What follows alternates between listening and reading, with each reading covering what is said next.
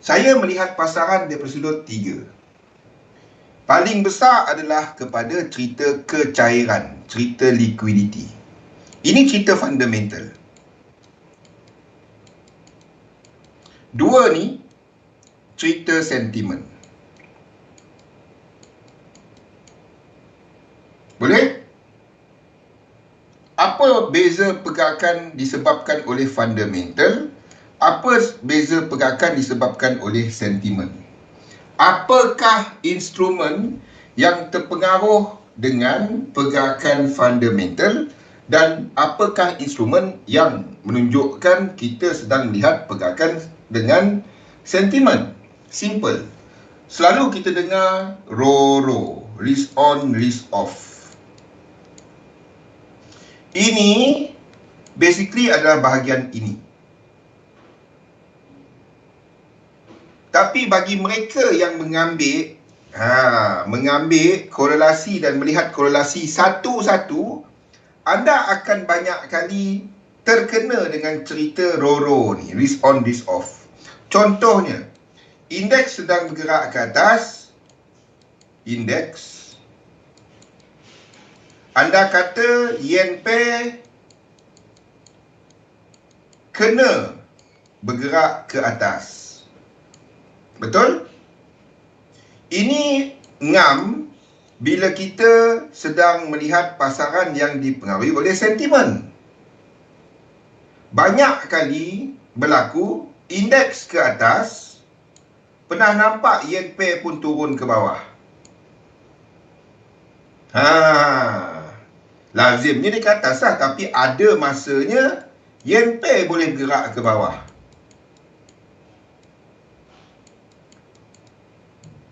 Pernah kena benda ni?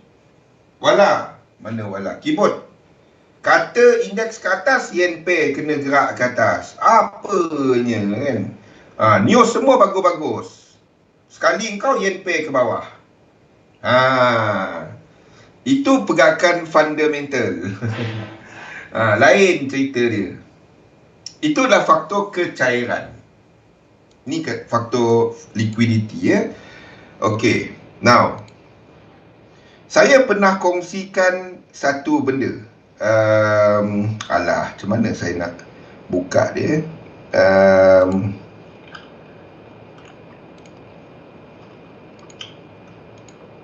Ada lagi ke tak?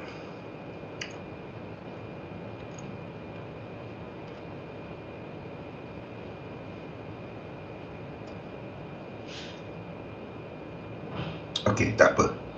Kita buat dekat sini lah. Saya pernah kongsikan satu benda. Ingat tak Kristianto? Kita cerita benda ni.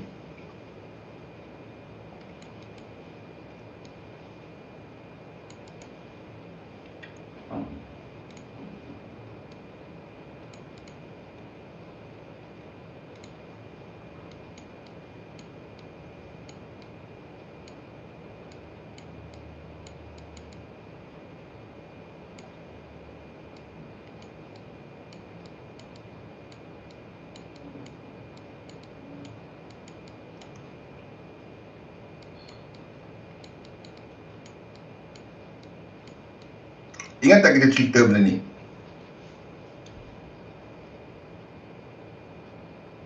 Bila kita cuba untuk menerangkan pasaran dengan menggunakan cuma cerita mengenai fundamental ataupun sentimen,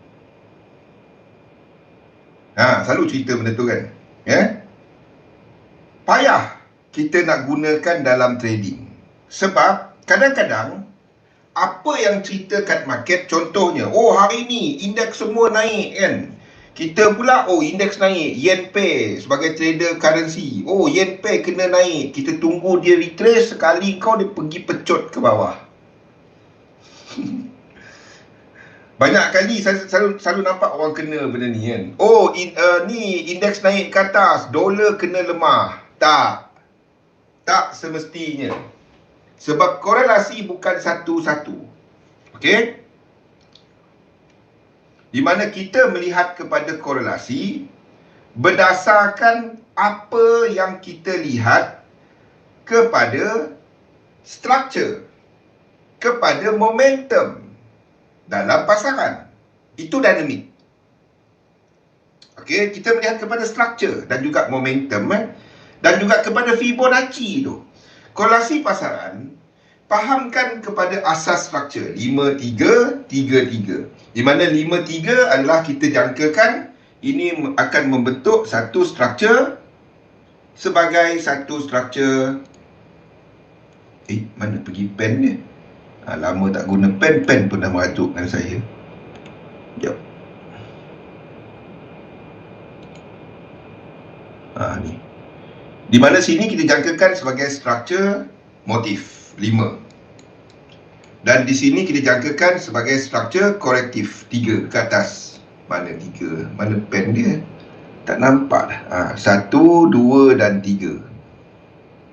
Di sinilah sebelum apa-apa anda nak buat kepada nak melukis, nak tanda dalam chart mapping, fahamkan kepada sifat instrumen-instrumen dalam pasaran.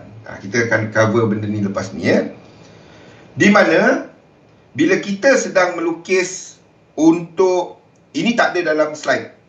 Ini tak ada dalam slide Bila kita sedang melukis untuk aset,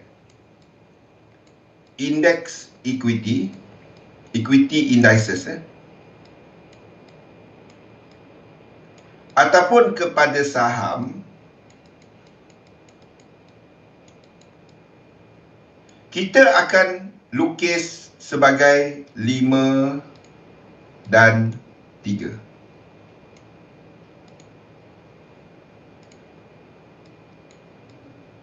Bias kita adalah untuk melukis sebagai 5 dan 3. 5, 3 kat mana tu? Ambil yang paling besar cat dia. Ambil yang paling besar cat dia. Ini saya buat satu lagi lah.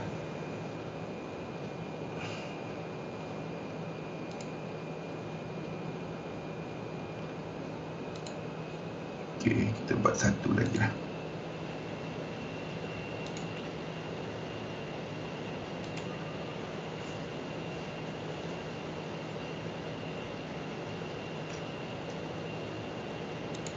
Ambil yang paling besar cat dia.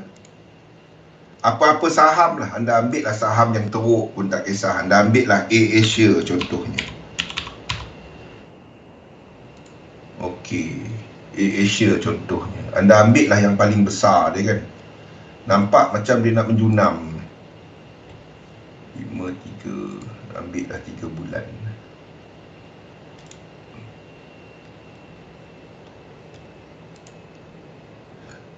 Ambil lah 3 bulan. Okey, 3 bulan.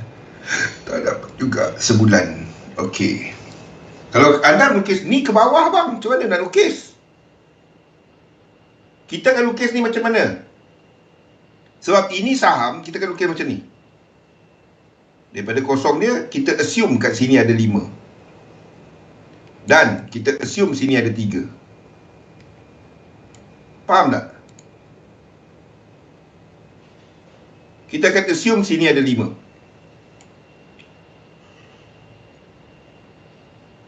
Ni yang turun ke bawah ni. Kenapa tak lukis dia 5? Kosong perginya. Kita tak akan assume dia pergi kosong. Tak faham maksud saya ni? Bagi siapa yang trade saham lokal, kecuali dia pergi delisted lah. Ni dah delisted ke? Tak lagi kan? Hidup lagi Hidup lagi saham ni? Canopy.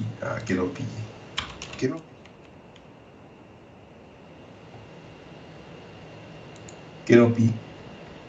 Anda akan lukis macam mana pun sebagai 5 dan 3. Dan 5 kat sini menghabiskan 1 ataupun 1 yang lebih besar. Ni 2, ni 3, ni 4, ni 5. Anda akan lukis macam tu. Tak kisah macam mana rupa dia. Masih hidup? Masih hidup. Baguslah. Alhamdulillah.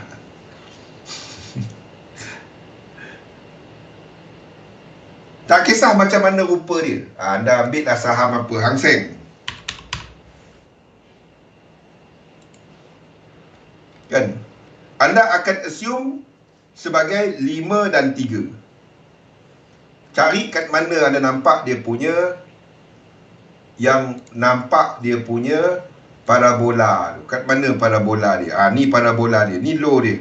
Jadi anda akan ambil sebagai 1, 2, 3, 4, 5. 1, 2 dan 3. Ni ke atas. Kalau anda jangka indeks lain ke atas. Kenapa pilih ini, bukan pilih di sini? Sebab ini tempat dia punya parabola. Faham? Itu adalah untuk indeks equity dan juga kepada saham. Boleh? Aset kedua adalah komoditi.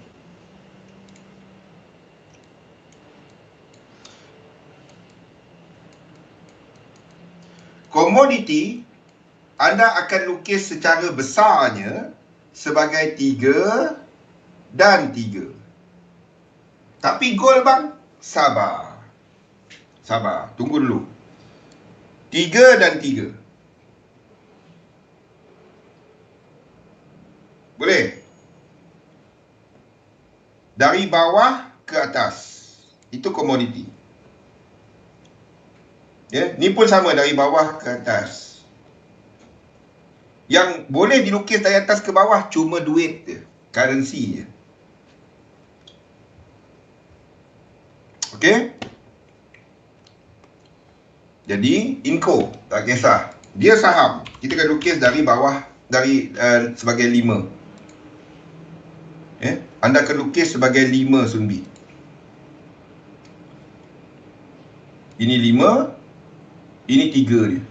1, 2, 3, 4, 5. 1. Anda akan lukis macam ni.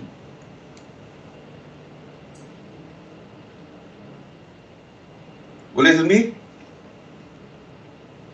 Okey, gold.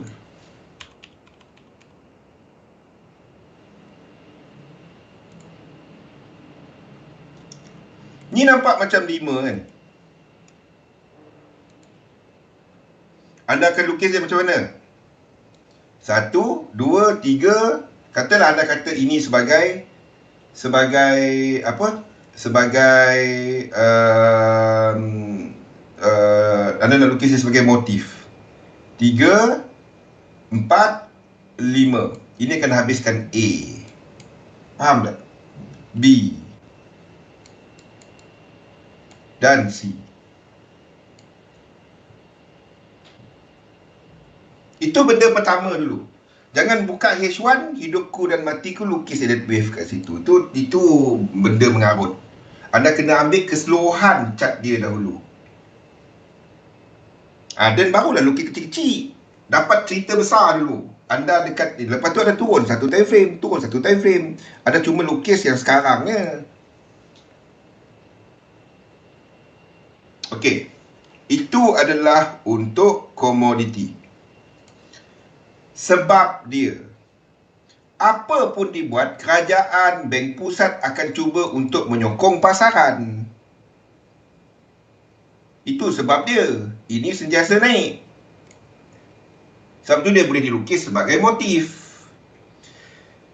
Untuk menghasilkan apa juga yang dibuat di sebelah sini. Okey. Apa juga yang dibuat di sebelah sini adalah komoditi. Komoditi ni kos. Kalau sini pun naik sama seperti yang di sebelah kiri ni, ini tak dapat naik laju. Faham tak? Ini kos kepada dia. Satu ni lukis sebagai 3. Satu lagi, currency. Currency ni special sikit. Dia dilukis sebagai 3 dari bawah ataupun dari atas. Sebab dia didagangkan dengan mata wang yang lain. Macam ini semua, dia didagangkan against mata wang. Faham tak? Indeks saham ni dibeli dalam mata wang, currency. Sama juga dekat sini, currency. Cuma currency yang didagangkan against currency. Faham? Anda ada dua bank pusat cuba untuk menstabilkan mata wang dia. Sebab itu pergerakan besarnya adalah 3-3. Satu lagi, kalau mata wang ni adalah motif, satu mata wang tu jadi kosong. Mata wang ni adalah X, X, X, Y, Y, Y. Mata wang lain. Dia tak boleh jadi motif. Maksudnya yang besar dia, kumpulan besar dia. Dia menghabiskan apa yang besar dia. US dollar, saya masih boleh melukis ini ya. Mungkin cycle besar dia tak lengkap lagi. Ni maksud saya untuk US dollar. US dollar ni tak update. Ni adalah kumpulan besar dia. Okey. Saya tak nafikan untuk US dollar ni kita masih boleh buat ini sebagai mana? Okey. Sebagai 1, 2, 3 ABC, 4 dan 5. Saya tak dapat buang benda tu, tapi dia akan habiskan A. Dia tak dapat habiskan 1. 1, 2, 3, 4, 5 kosong jadinya euro tu. US dollar against euro. Faham? Tapi setakat ini tak ada orang tunjuk chart ni, Jo. Ada cari mana-mana, tak ada orang akan tunjuk kepada anda chart besar macam ni. Tak ada. Sebab orang lain jual chart. Kita kongsi free. A, B, C, W, X, kita habiskan Y.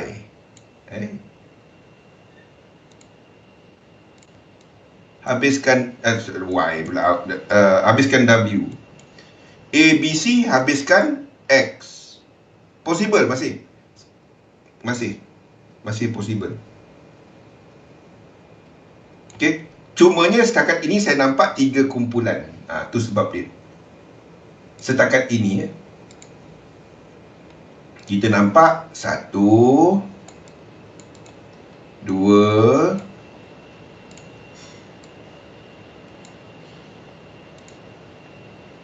3.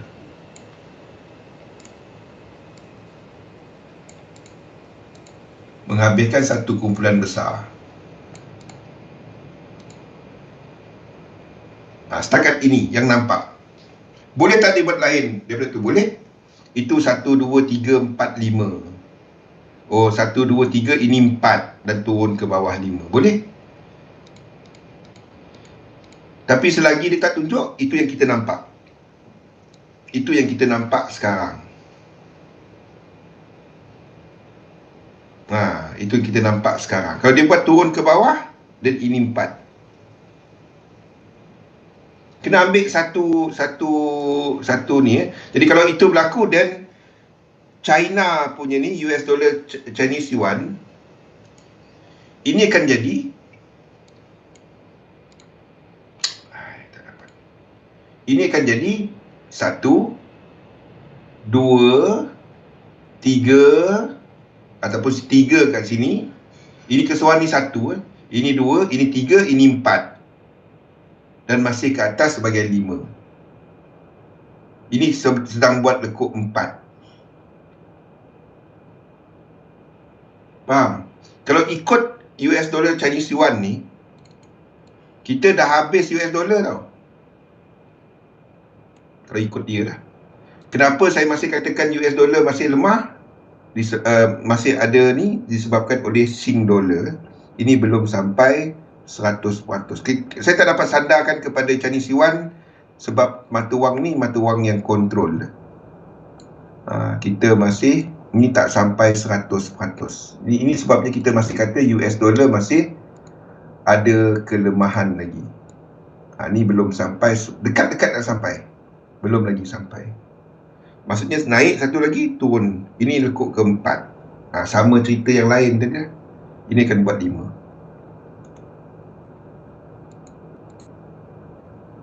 Tak kisah. Okey. Itu fundamental kepada nak melukis. Kita ambil ni, kenapa mata wang ni? Okey. Siapa boleh bagi kepada saya, apakah, dengar betul-betul semua tahu perkataan ni kan?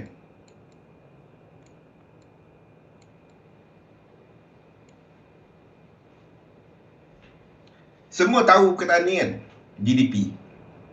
GDP, Gross Domestic Product, keluaran dalam negara kasar. Okay. Kalau kita nak kira GDP, macam mana anda kira GDP? Oh, ekspor tolak import, perolehan. Okay. Dengar betul-betul GDP is basically money supply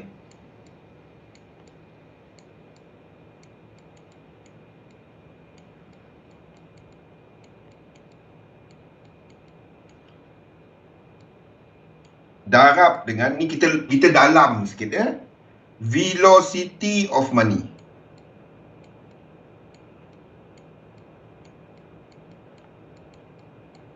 Ini dia punya ni velocity of money.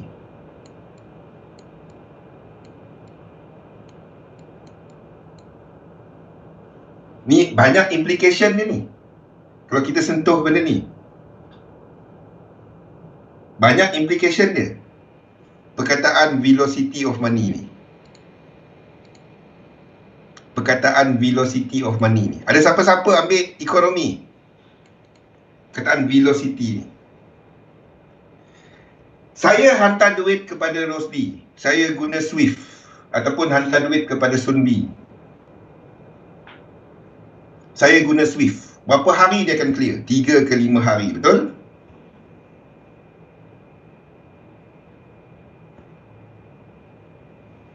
Ni pernah dengar money supply darab dengan velocity of money?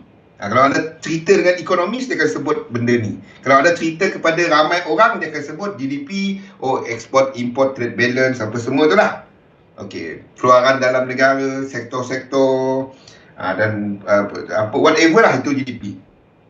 Okey, perolehan kerajaan, apa semua, whatever lah. Itu GDP biasa.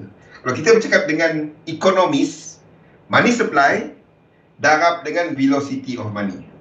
Perkataan velocity itu besar, maksud besar dia punya implication kepada zaman sekarang selepas COVID. Dengar apa saya sebut ni Dengar betul-betul apa saya sebut ni. Okey. Pertama kita sentuh mengenai topik kita hari ni dulu. Money supply. Macam mana saya nak conteng kat sini? Conteng kat sini Money supply. Okey. Maksudnya macam ni. Tak finish sekolah. Okey. GDP tu basically untuk naikkan dia, kita akan ada efficiency of production, of manufacturing, of technology punya innovation. Jadi ini makin naik. Ada masa turun bila economic recession, tapi naik. GDP makin lama makin naik. Ada masa dia reset, naik balik. Betul? Tapi hala tuju dia naik. Betul? GDP ni manifest dalam apa? Dalam mata wang, betul tak? As GDP grow and global, I'm not talking about Malaysia, I'm not talking about tiba-tiba speaking kan. Saya tak bercakap mengenai Malaysia, saya tak bercakap mengenai US. I'm talking about global. What happened to money supply? Money supply kena lagi tinggi, betul?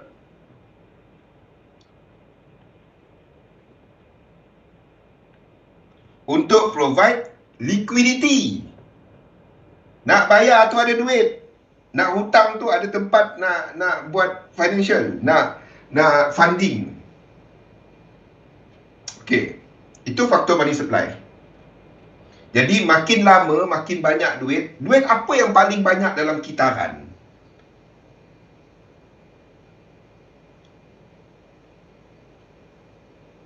And as we go, this one akan sampai satu resistance disebabkan oleh pengaruh teknologi punya hard limit. Dan ada masanya kena reset, naik balik. Reset, naik balik. Okey. Okey, itu faktor money supply. Duit yang paling banyak dalam kita kan US dollar. Sebab itu, lagi banyak dia, apa jadi nilai dia? Menurun secara besarnya. Nilai mata wang, duit tu, nilai mata wang. Okey. Kenapa saya sentuh mengenai velocity tadi? Common transaction untuk cross border, bila kita cakap mengenai mata wang ni, cross border punya ni, apakah common transaction? Kita menggunakan SWIFT. Betul? SWIFT system.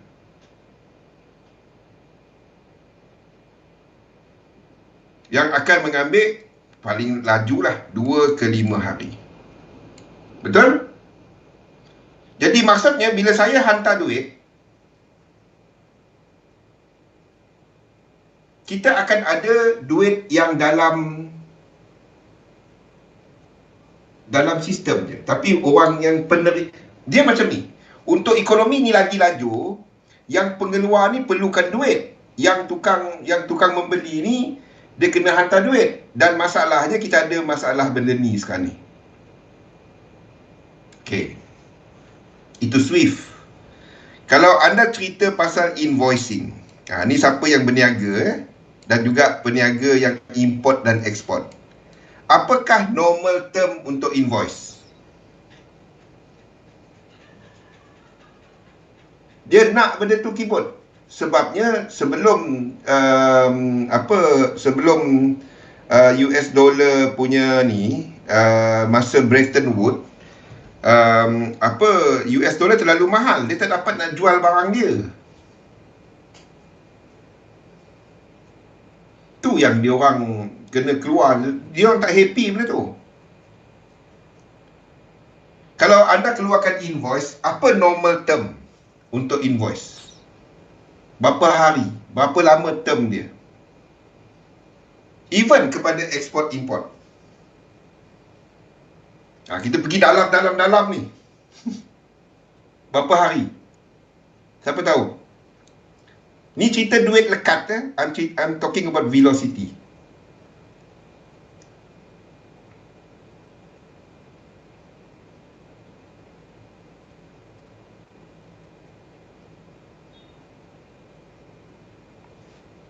$30 hari. Okay? Now, kita cerita pasal kalau anda membayar dalam unit lain.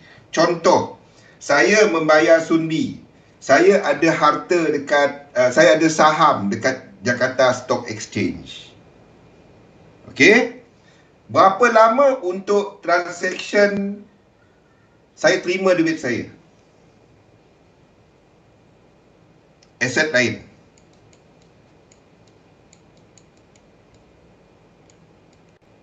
Delivery 1 to 2 days. Semua ni adalah limitation kepada velocity.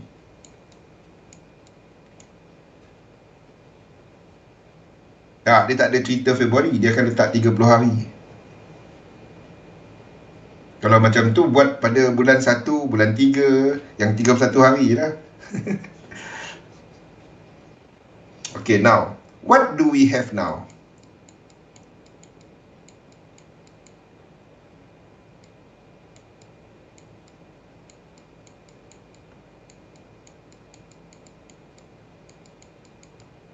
Blockchain tech. Di mana velocity of duit menjadi sangat laju. Sekarang transact tak sampai berapa saat orang sana dah terima dan tidak melalui central direct di antara dua parties. Itu akan cut off banyak middle punya parti seperti bank pusat dan lain-lain. Betul? Dan sekiranya ini diterima pakai, apa jadi velocity of money? Apa jadi kepada GDP? Won't you think GDP akan naik? Sebab orang yang membayar, orang yang menerima boleh dapat instant. Tak ada cerita duit lekat. Tak ada cerita ni. Yes, blockchain. Tapi with blockchain, what happen kepada control? Itu soalan dia. Okey. Ini kita kena cerita ke depan tau. Kita cerita ke depan ya. Standby untuk benda ni. Sebab, kenapa saya sentuh COVID apa semua tadi?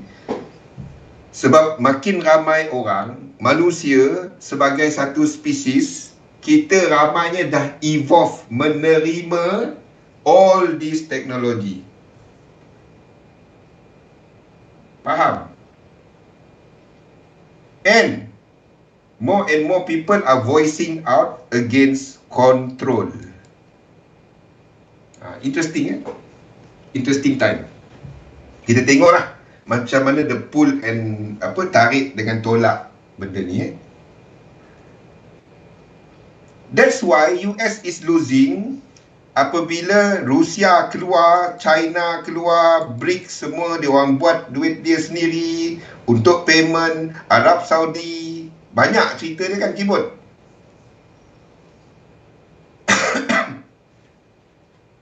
Yeah. So the king tadi is losing his grip. But benda ni tengah berlaku.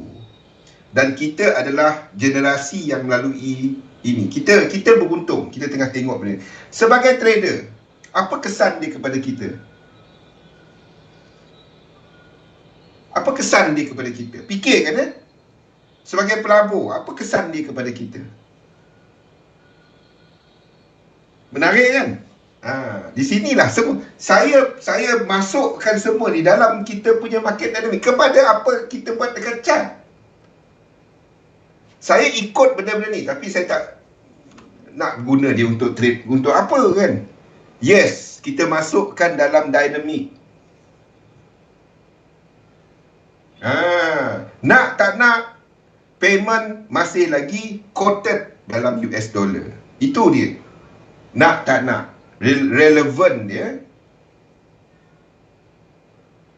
Yes, Uzdi.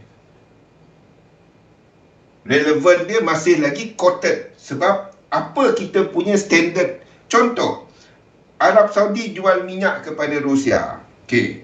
Dia nak tahu dia jual harga kena tak dengan market. Rusia nak beli berapa? Kalau contoh saja, ataupun kepada China, Arab Saudi jual kepada China. Okay. China membeli. China nak beli pada harga 60 nak beli pada yuan. Jadi dia orang cuba untuk tetapkan satu nilai. Tapi dia kena comparekan kepada berapa harga brand ataupun per barrel brand dunia yang di-quoted dalam US dollar. Jadi masih lagi pentingnya US dollar. BRICS and gold. Dynamic, the whole market punya ni the axis of power tak kepada US sahaja sekarang ni. Tu basic dia.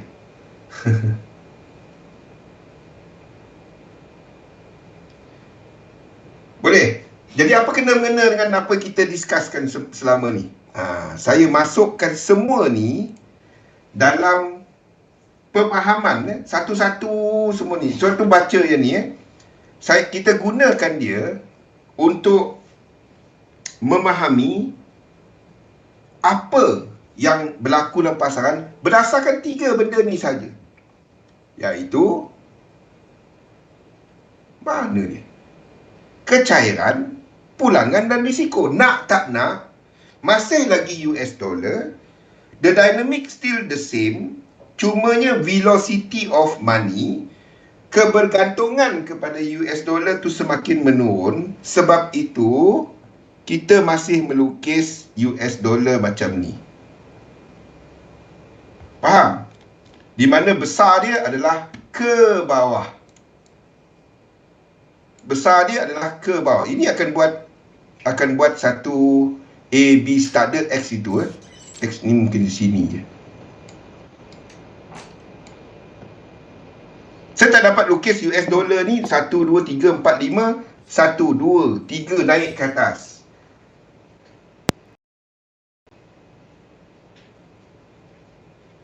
US dollar tetap power.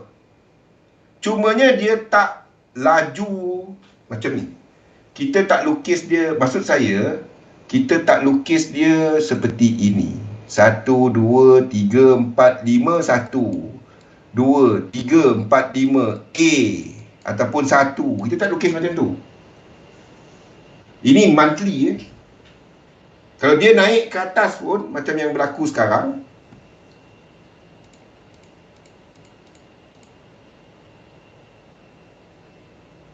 yes, velocity tu. Ini akan jadi B, ini akan jadi C, dan ke bawah. Faham Kibun? Kita tak lukis dia, oh ni puncak pergi ke atas macam tu. Tak. Kita masukkan faktor yang tadi tu. Bukan main lukis je. Kena fikir apa. Satu, apa kita nampak. Satu lagi, apa kita ceritakan dekat chart sebenarnya. Apa yang sedang kita ceritakan ni.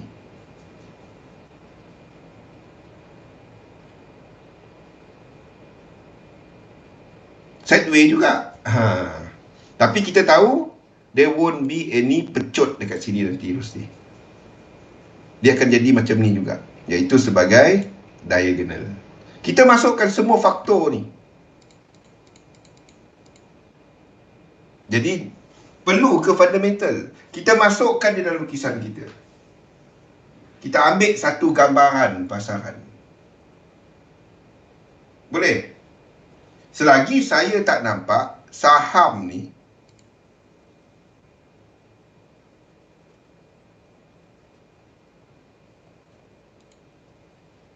untuk nak buat dia orang tak pergi hide, lukis saja.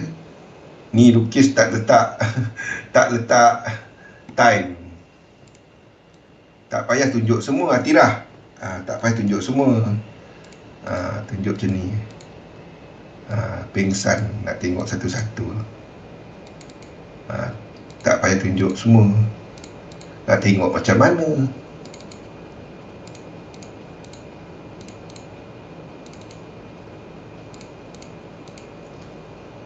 Selagi saya tak nampak untuk apa ni, kita akan lukis ini ke atas. Kita akan lukis dia ke atas sebab saya tak nampak untuk semasa, saya tak nampak untuk dia nak buat besar. Belum. Kita ceritakan benda ni dekat chat keyboard. Bukan hanya bercerita chat tu kosong, tak. Ada maksudnya. Sebab itu saya ingat lagi bila kita melukis benda ni dahulu. Saya ingat lagi. Bila kita lukis benda ni dahulu, saya dapat banyak PM. Kalau nak tahu keyboard dia. Semasa ini jatuh, boleh tanya Rosdi. Bila ini berlaku, saya rasa dalam sesi, cuma sesi kita dekat XM je, yang kata ini nak naik. Ingat tak Rosdi? Kita je lukis nak naik. Orang semua kata Wall Street nak tutup lah. Kita nak beli. Kat mana nak beli? Betul tak Rosdi? Bila ini naik, saya tak tahu Rosdi dah ikut tak waktu tu. Kita bercakap ini dah nampak lain. Sebab pada masa yang sama, kita sedang melihat US dollar pun tengah sampai kawasan resisten. Tengah sampai mahal. US dollar tengah pergi ke kawasan mahal. Bila ini naik ke atas mana dia?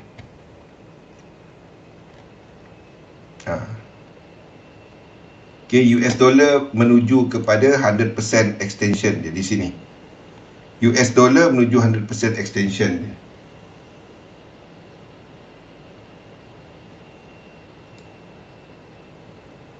Kita je sibuk membeli. Saya ingat lagi, saya dapat banyak PM, bang, ini mana boleh nak naik? Sebab itu, news take it with grain of salt. Jangan percaya. Bukan jangan percaya, jangan ambil bulat-bulat. Satu news yang sama. Saya pernah jadi news editor, kalau nak tahu. Keyboard. Saya pernah jadi news editor.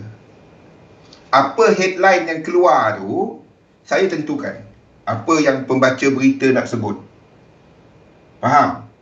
Satu cerita, saya boleh keluarkan dan spin dia banyak cara. Bergantung kepada satu, siapa advertiser saya, siapa pemilik, faham? Dan apa yang saya nak audience saya dengar. Pakai go to meeting. Okey, jadi apa kena-mengena dengan topik kita? Inilah dia. Kita masukkan the whole thing ni dan kita jadikan indeks sebagai map dalam trading kita. Dan kita faham faktor RORO tadi, risk on, risk off, adalah pergerakan yang dipengaruhi oleh yen. Dan US dollar adalah apa yang kita lihat sebagai fundi. Di mana apabila kita melihat dolar membuat struktur motif, sama ada motif ke atas ataupun motif ke bawah,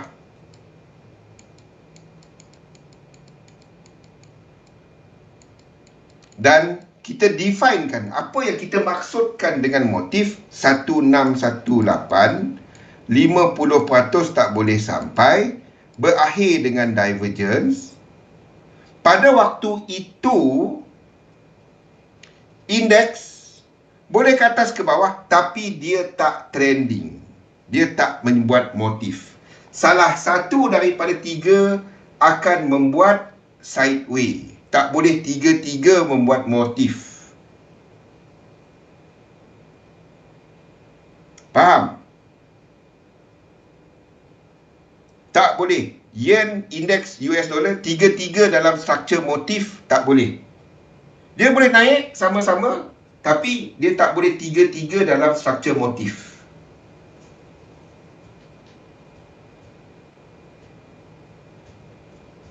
Buat chart, dia jatuh duduk. Kita tengah tunggu dia tunggu dia turun.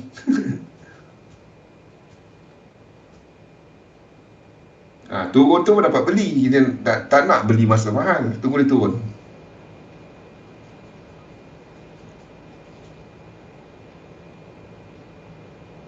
Betul? Jadi dovish ke, hawkish ke, apa ke, kita nak tengok dia dekat chart. Sebab yang decide market tu bukannya Fed. Dia ada pengaruh, tapi yang decide tu adalah buyer dengan seller dalam market.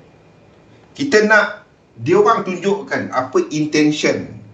Dalam pasaran sentiasa ada buyer dengan seller. Sentiasa ada. Sentiasa ada perlawanan di antara buyer dengan seller. Sentiasa ada mereka yang ikut trend, sentiasa mereka yang mencari contrarian. Sentiasa ada. But kita nak tengok siapa pemenang dia. Adakah pembeli US dollar tengah menang, penjual US dollar tengah menang. Sentiasa ada dua pihak dalam pasaran. Bila kita melihat kepada yen pair, kita cakap mengenai yen pair, tengah membuat motif ataupun motif ke bawah, indices ke atas.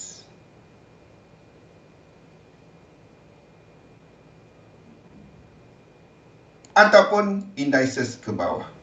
Indices akan bergerak sama dengan apa yang kita lihat dekat yen pair semasa struktur motif.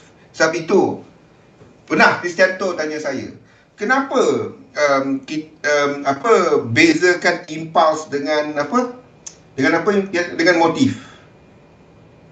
Saya amat particular kepada nak lukis impulse, bukan sebarang. Maksudnya lekuk 3 dalam 3 tu kita nak letak kat mana? Adakah 3 dalam 3 melengkapkan 3? Sebab contohnya adalah apa yang kita sedang lukis untuk indeks sekarang.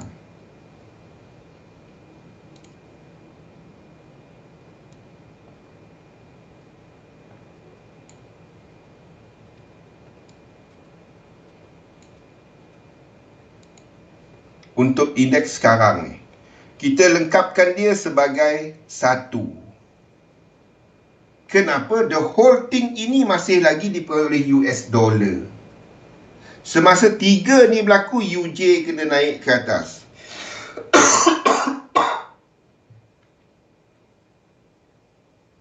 Semasa 3 kat situ, sebab itu kita tak cari sell yen pair. Faham tak? Kenapa kita tak pergi kata AJ ni nak pecut ke bawah? Sebab ia kena dalam structure menaik. Structure, the whole structure dia. Disebabkan kita menjangka untuk sini ada lekuk 3 of 3. Tapi melengkapkan 1. Maksudnya sini cuma dia tak buat impulse. Dia tak buat motif, dia buat impulse. Faham? Kalau sini buat motif, 1 kita pergi sini. Dan kita akan pecut 3 dalam 3. Kalau itu berlaku,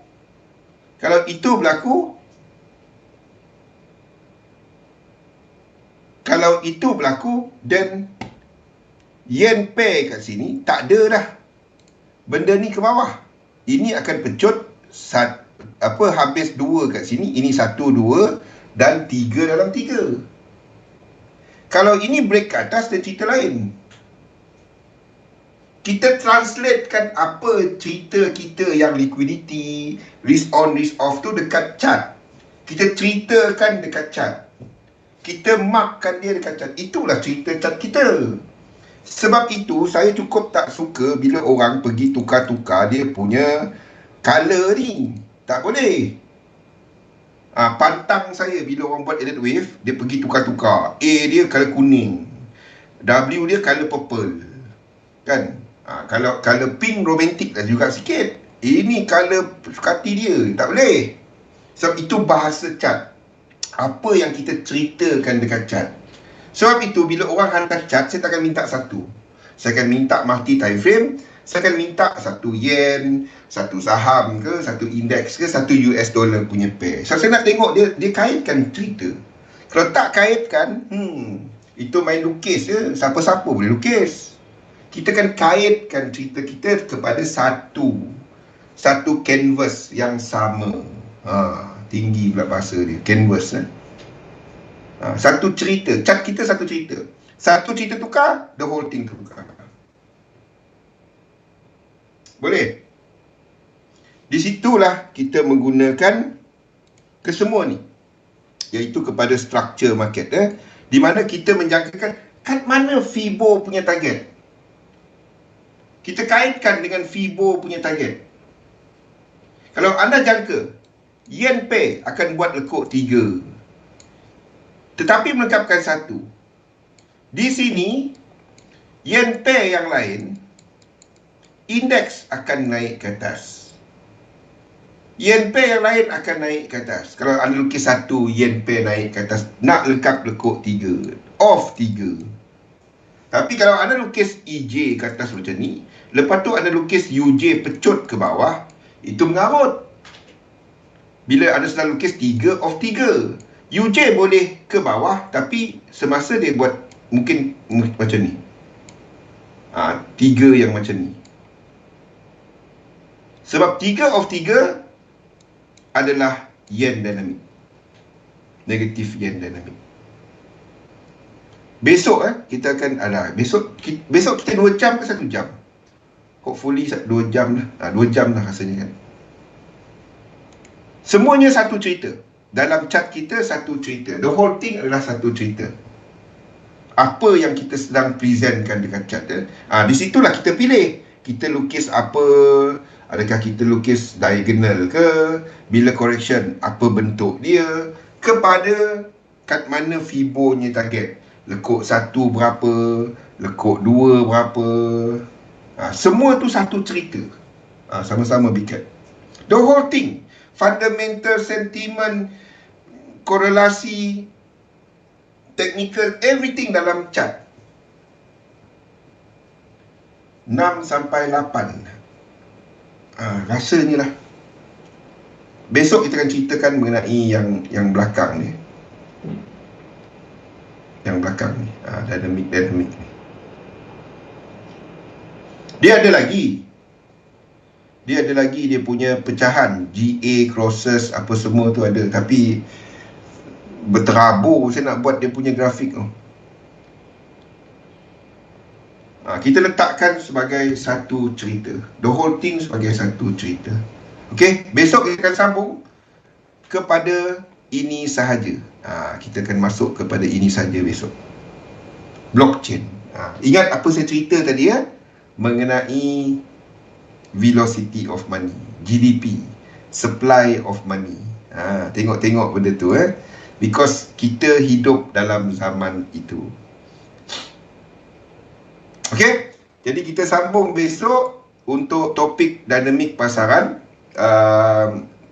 Fahamkan kenapa saya pilih dolar, yen dan juga indeks. Saya dah banyak kali cerita dan perkaitan struktur-struktur, labur dalam satu sistem, dagangkan sistem anda. InsyaAllah kita sambung topik ni pada esok hari. Terima kasih semua. Assalamualaikum warahmatullahi wabarakatuh.